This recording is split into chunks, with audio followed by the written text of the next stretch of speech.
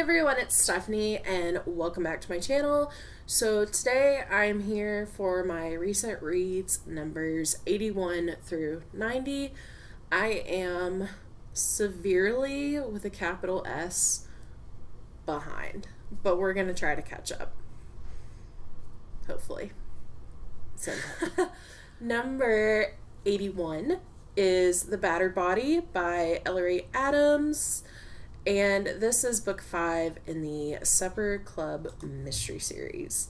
And our main protagonist is librarian James Henry, and he is part of a supper club. They're always trying to lose weight or become healthier, and so they've nicknamed themselves the Flab Five, which is hilarious. And in this one, there is a diva of dough who comes to Quincy's Gap to make a very special wedding cake, and she is not very well liked, and then she gets killed off. And the Flap Five band together to figure out who committed this heinous murder. This was a middle of the road cozy for me. I think it's a fun series. I don't think there's anything, super special about it. I don't find them super memorable, but I really enjoy the humor in these books, and they're just really good palate cleansers when you just want something kind of easy breezy and with a fun cozy. So yeah, I gave that one 3 stars. I don't know if I'd reread it again, but I'm glad that I continued on with the series. Number 82 is A Matter of Hive and Death by Nancy Coco. This is book 2 in the Oregon Honeycomb mystery series. And this is set on the Oregon coast, and there is an annual UFO festival going on. And so while her Aunt Eloise is trying on alien costumes for this festival, Ren goes off to meet a bee wrangler who is her go-to guy for local honey. And when she arrives, the bee wrangler is lying on the ground amidst destroyed hives and a swarm of angry bees. However, the bees did not kill him, but a blow to the head did. And so, once again, we get involved in the investigation and solve the murder. Not my favorite cozy, but it was a really good time. I love the bee and honey theme. I love the Oregon setting. And her Aunt Eloise is a hoot. Number 83. One of my favorite books that I read this year.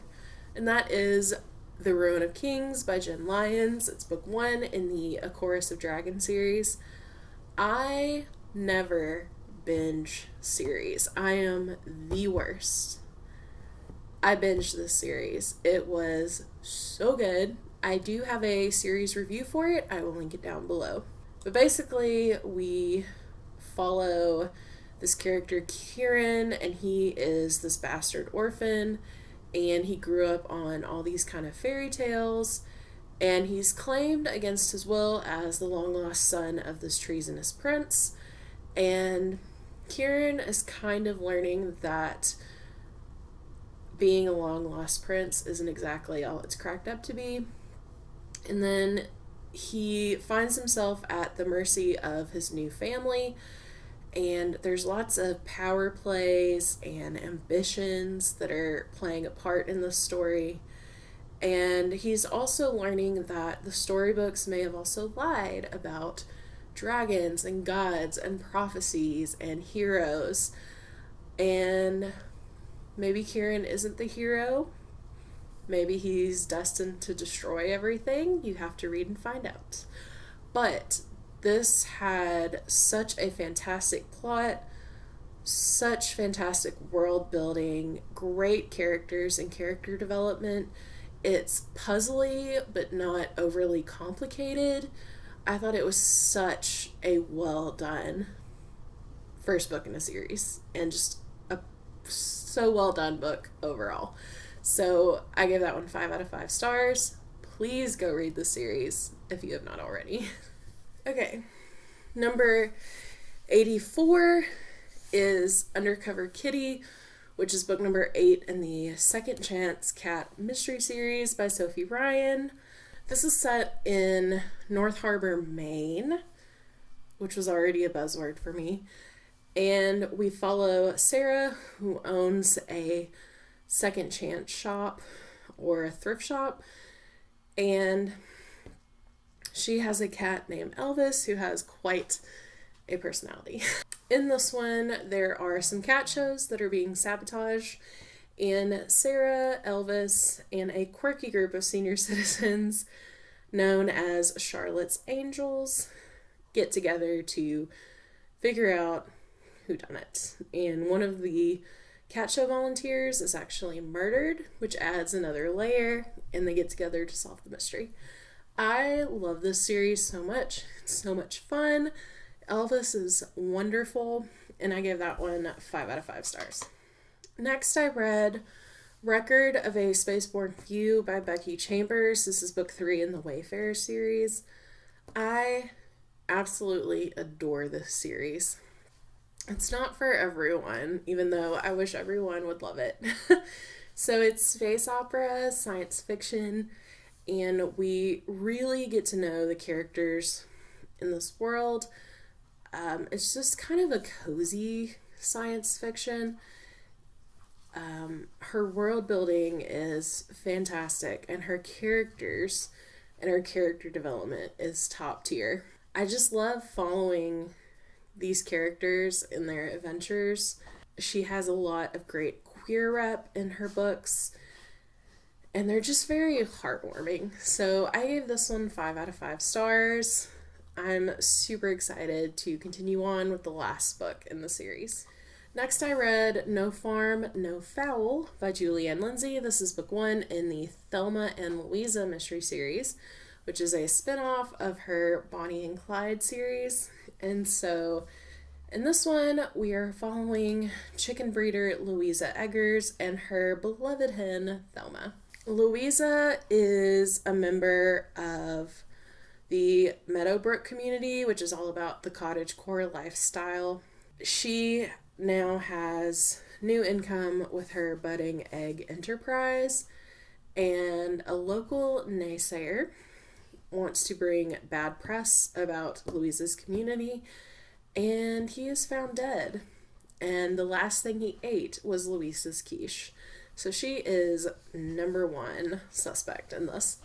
So Thelma and Louisa team up to crack the case. I just thought this was so adorable and so funny. And Julianne Lindsay is my favorite cozy mystery author, like, for sure.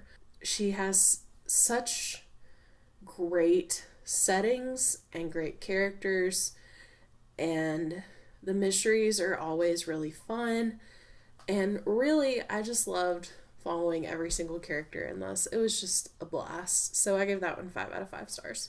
Next, I read Bookman Dead Style by Paige Shelton. This is book 2 in the Dangerous Type mystery series.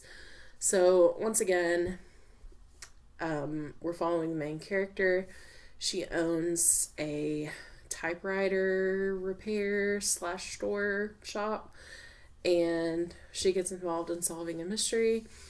This one I wasn't a huge fan of. I gave it 2 stars. I just really didn't care, and I'm not super connected to the characters. I don't think it's a bad series at all. It just doesn't really mesh with what I like in a cozy mystery. But it is a trilogy, so I did finish it, and I'm happy to be done with the series. I'm so sorry. Next, I read The Name of All Things, which is book 2 in the Chorus of Dragons series. We get more world building, more fantastic characters, more adventure, more queer rap. It is phenomenal. 5 out of 5 stars. And I also read Have a Holly Haunted Christmas by Lynn Cahoon, which is book 2.5 in the Kitchen Witch mystery series. This is a novella. We follow Mia Malone, and she has a catering and cooking school business. Someone has been pulling poltergeist-style pranks to get her attention, and the ghost says that she has been murdered. So Mia and her friends and family get together to solve the mystery. I thought this was really cute. It was fun. I love this series. It's just the right amount of paranormal, nothing too out there, and I just had a lot of fun with it. And finally, I read The Glitter End, which is the third book in the Stationery Shop Mystery Series by Vivian Conroy. This is set in Toondish, Montana, and the main character, Delta, owns a stationery shop with one of her best friends. And this one also, I just didn't really care. It was just kind of a disappointment. I didn't think the plot was that gripping, and it was also 384 pages, which is kind of long for a cozy, so I really felt like it just dragged on, and I was really happy to see the back of the book. Winners. So those were books 81 through 90. Have you read any of those? If so, please let me know below. If you want to leave an emoji, drop a dragon emoji down below for the A Chorus of Dragons series. If you like this video, make sure to click the thumbs up and click the subscribe button if you'd like. Thank you so much for watching, and I will see you guys next time. Bye.